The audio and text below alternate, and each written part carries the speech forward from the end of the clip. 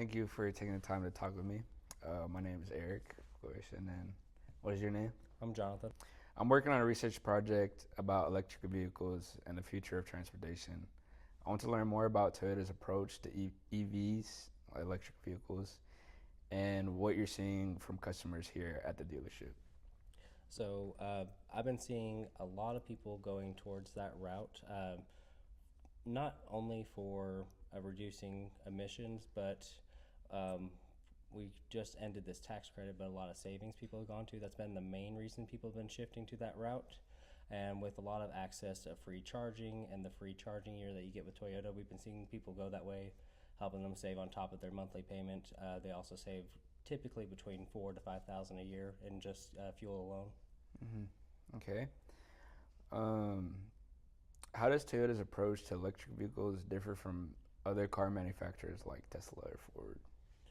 So with Toyota, I think their main difference on approach is they're going for longevity versus just comfort features or fun features that you can do in videos.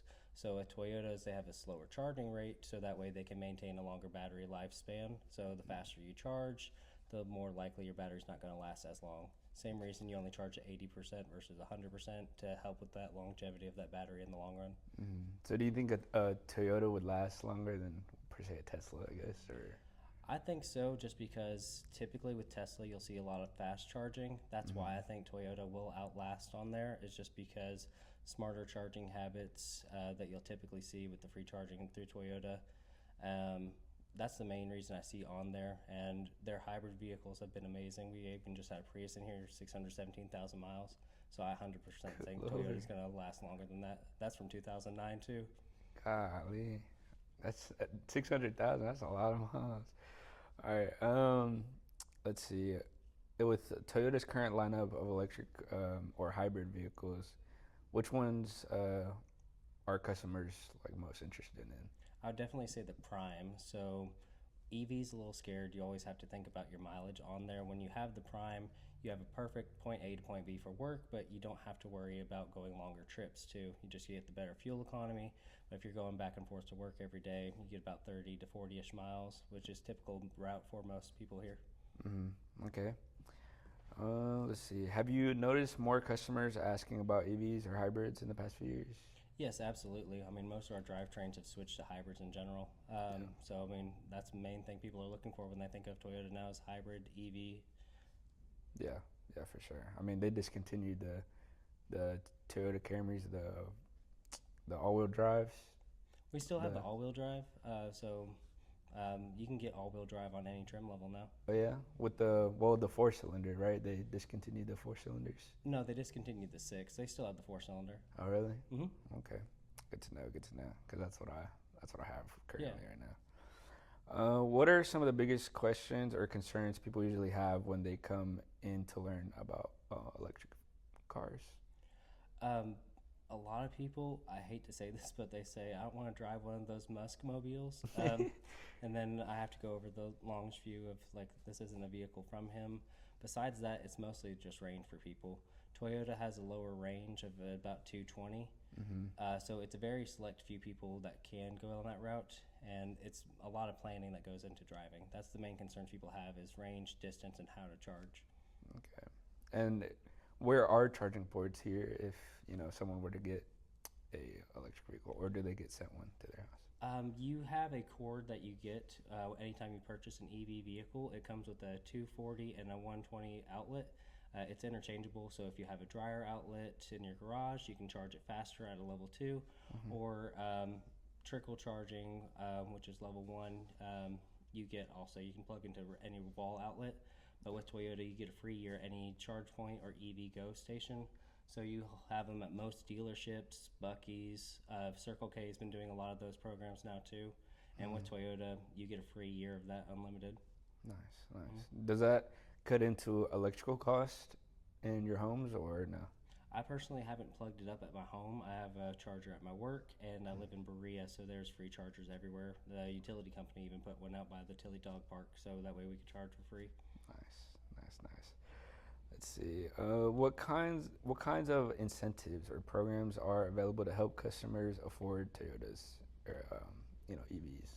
So they have great lease cash and discounts that are on those. Our government rebate just got taken away on the 30th of September, so I'm waiting to see the new incentives come out.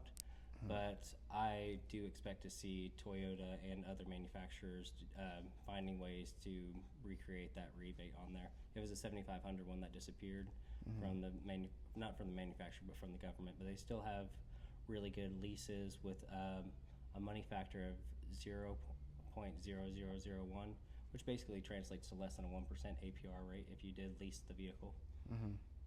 Nice. Okay. Let's see. Do you think the lack of charging, or actually no, there's charging stations here, or range anxiety still affects EV sales in this area? In this area, not so much, but I do see it for long trip areas.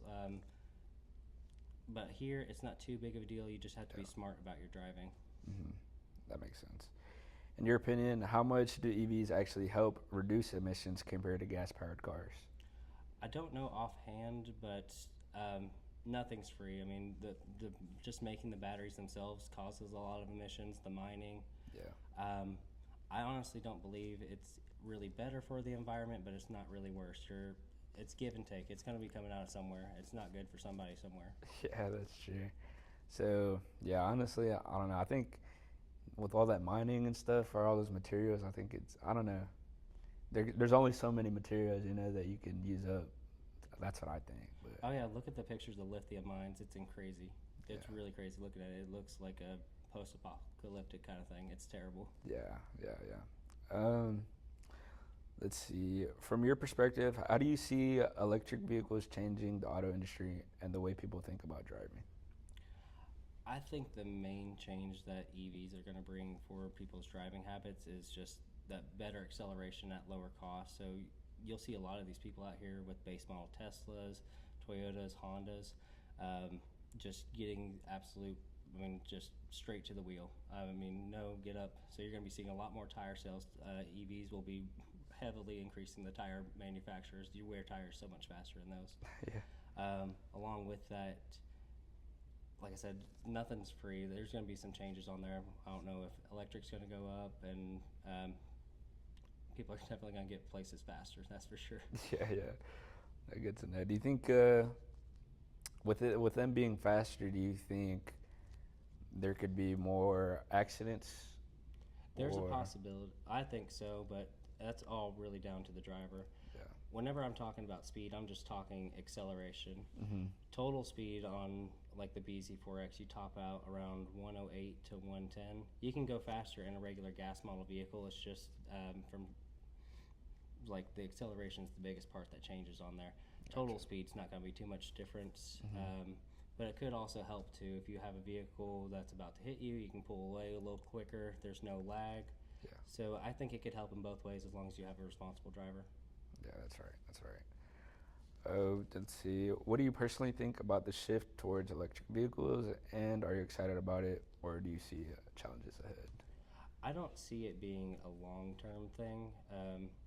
Maybe alternative fuel. It's just like we were talking earlier. You only have so much materials to use for these vehicles. Even Toyota doesn't believe like EV is for the long game. Toyota himself said something around those lines. Nice. Yeah. But I think it's something good for the meantime, different type of driving, and something fun. Is it? Yep, and cheaper too. My car payment Yeah. went down, my insurance went down. That's the main reason I went into it. Nice. How much did it go down by?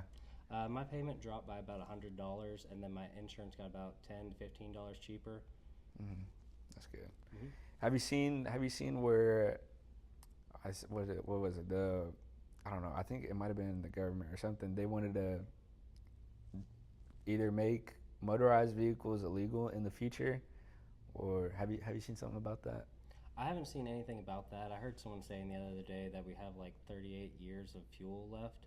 So I could see this helping like extend it. I think that's the main reason that they're kind of pushing towards is just to get a longer life for our fossil fuels and other resources.